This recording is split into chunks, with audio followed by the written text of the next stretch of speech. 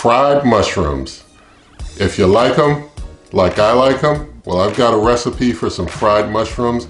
We're going to be trying that right now in the Emeril Lagasse Power Air Fryer 360 XL. So let's get started on some tasty fried mushrooms right now. Alright, so the ingredients for these fried mushrooms, I've got a pound of baby bella mushrooms. They're whole, and I just basically rinsed and dried them off. But with mushrooms, they absorb a lot of water, so you want to wash them just before you're going to cook them, which I just did. And basically, since they come right from the dirt, you want to just try and wash them off some to get some of that topsoil and whatnot off of them, so you're not just eating dirt. But anyway, I've also got 4 large eggs. Going to be using a 1/4 cup of water in that as my egg wash. For my breading, I've got 2 cups all-purpose flour, 2 cups of yellow cornmeal, 1 ounce of freshly cracked black pepper, and 1/4 cup of Old Bay seasoning. And if you're wondering why we're using Old Bay seasoning, it's because it's Old Bay. If you've been watching this channel, I use this stuff all the time. Nothing in this video is sponsored, by the way. Also got some cooking spray I'll be using. So to start out, I'm going to take my 4 large eggs and my water and basically get those eggs, get the yolks kind of broken up, and get the water in there, and just going to go ahead and mix up my egg wash, because this egg wash will help us in keeping the breading on. I think I might have got a little shell down there in the egg wash, but that'll be okay. That'll be just fine. And so just get that egg wash really well mixed up, so that it's really well mixed with the water. And so, that does pretty good. I don't feel a need to have like a buttermilk bread wash or buttermilk egg wash, I should say, not bread wash. Buttermilk egg wash for, air frying mushrooms. But if you want to use buttermilk for your egg wash, that's just fine. Now I've got my black pepper. I'm going to toss that into my flour, get that kind of mixed up generally in there. And that'll just add a little punch to the flavor. Old Bay, I'm just big into Old Bay for everything. To me, Old Bay tastes great on pretty much everything. So I think it'll add a nice little spice to these mushrooms going in here. And get my yellow cornmeal in there. I'm going to also get that mixed in. Alright, so I wanted to make sure I had my breading really well mixed up there. Now what I'm going to do, I'm going to take one of these mushrooms, going to do the wet hand, dry hand technique. Going to basically get that mushroom kind of soaked in some egg wash really good. And it should, mushroom should soak that egg wash in pretty well. And so now that I've got it soaked in good, drop it over into the breading. Get some breading covered all over it really good.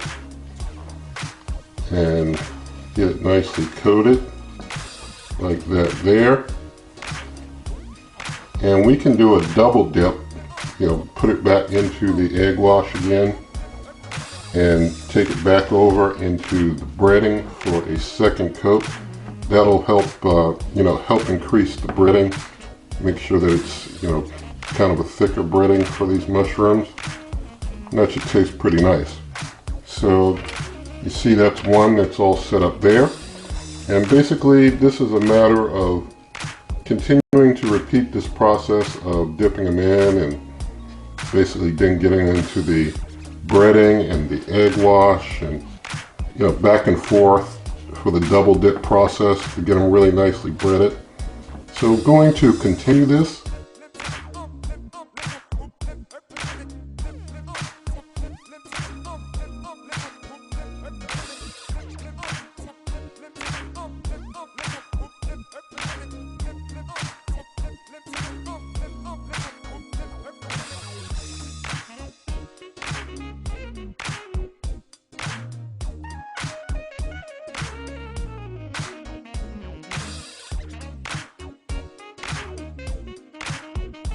Alright, so got them all coated with the egg wash and breading. Now I'm going to turn the Emeril Power Air Fryer 360 XL to air fry. Turn the temperature up to 425. Turn the time to 16 minutes. And going to go ahead and hit start. While that preheats, I'm going to take the cooking spray and cover each of these mushrooms with cooking spray. I'm just going to flip these over now, make sure that I get both sides of them coated pretty well with cooking spray. And this cooking spray helps to really give them more of a genuine fried texture and fried appeal. So that's why I personally like to use the cooking spray, and I use it on all sides of most anything that I'm air frying with a breading type of covering on it. So I'm just going to finish up spraying these, and after I spray them on this side, I'll flip them over again and just make sure the opposite side is well coated again, and have them so that they're standing up like proper mushrooms when they go into the air fryer. I've got a couple of these where the breading came off during the flip over, so I'm just giving a few of them a touch up with some breading, and I'll just spray it in with a little bit of the cooking spray to help it stay on there pretty good.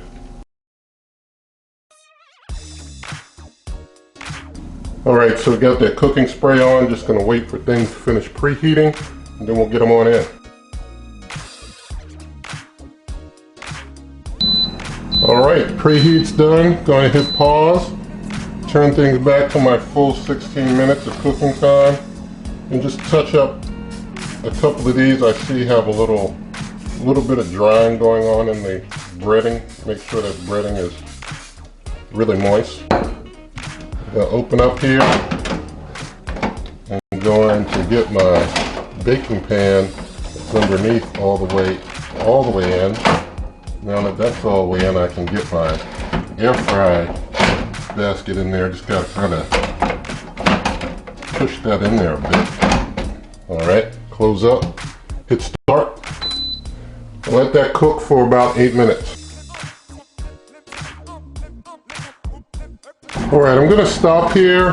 There's about 8:30 left on the clock, but I'm going to push it out, and I'm going to push it out to about 13 minutes and hit start again. What I'm doing is, instead of, well actually I'm going to go further than that. I'm going to go out to 14 minutes and hit start. What I'm doing is, I'm pushing a little bit more time on here, because from what I'm seeing, things are not as cooked as I really want them to be before I spin things around. So I'm going to let them go for another 4 minutes on, set up like this, and then when I get down to about 10 minutes left, then I'll stop things, and we'll probably like spin the crisper tray around, but I'll bring it back in a moment.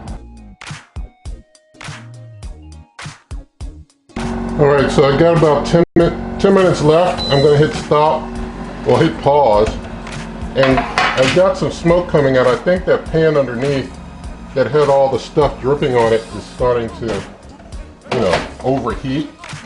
So what I'm doing is, I'm getting this pan out, because I think it's starting to basically get overheated with stuff on it. I'm just putting it over here. And I'm going to take, and I got myself a fresh baking pan, slide that all the way in.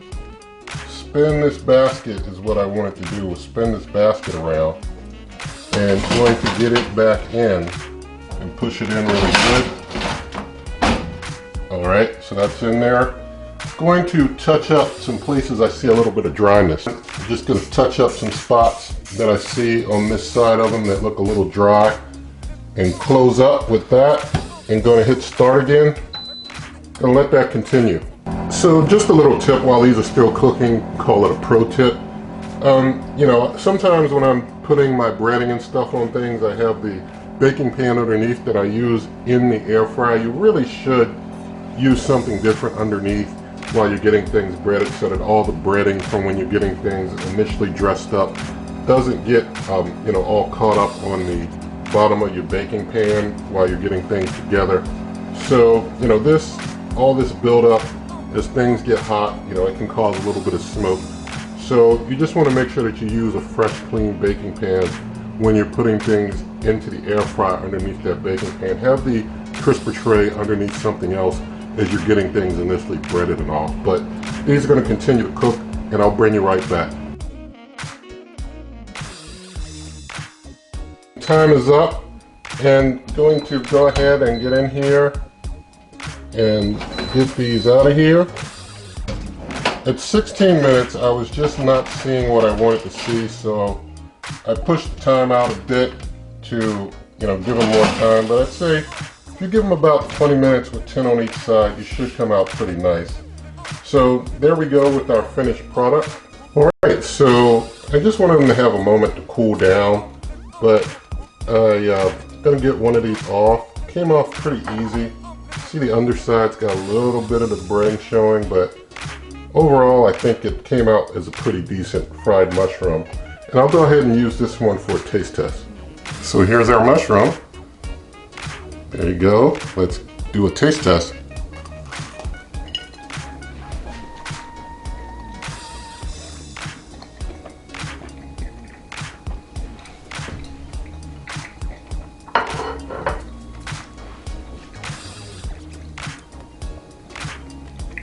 All right, the bite through is really easy. Real easy bite through. They're really hot. Even after giving them time to cool down some, they're still pretty hot. Generally speaking, you can't overcook a mushroom. Mushrooms don't really overcook, but these turned out really well. If you like your mushrooms when they're fried to be smaller, you can do smaller sizes, smaller slices. You'll probably just need a little less time if you're going to do that. But I like mine to be big and whole. So those turned out really well.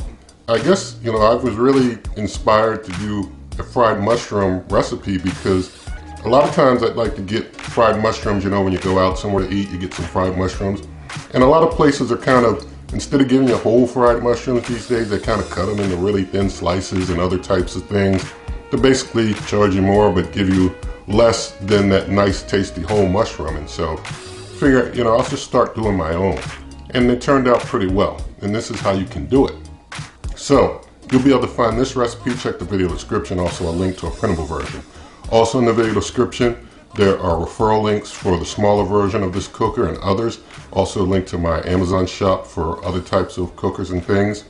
And you can also find other recipes at superwaveovenrecipes.com. You can always get to this YouTube channel by going to waveovenrecipes.com. I'm on Twitter and Instagram at waveovenrecipes. And if you like this video, please give it a thumbs up. Share the video with a friend, leave your comments, subscribe to the channel, hit the notification bell, and good eating.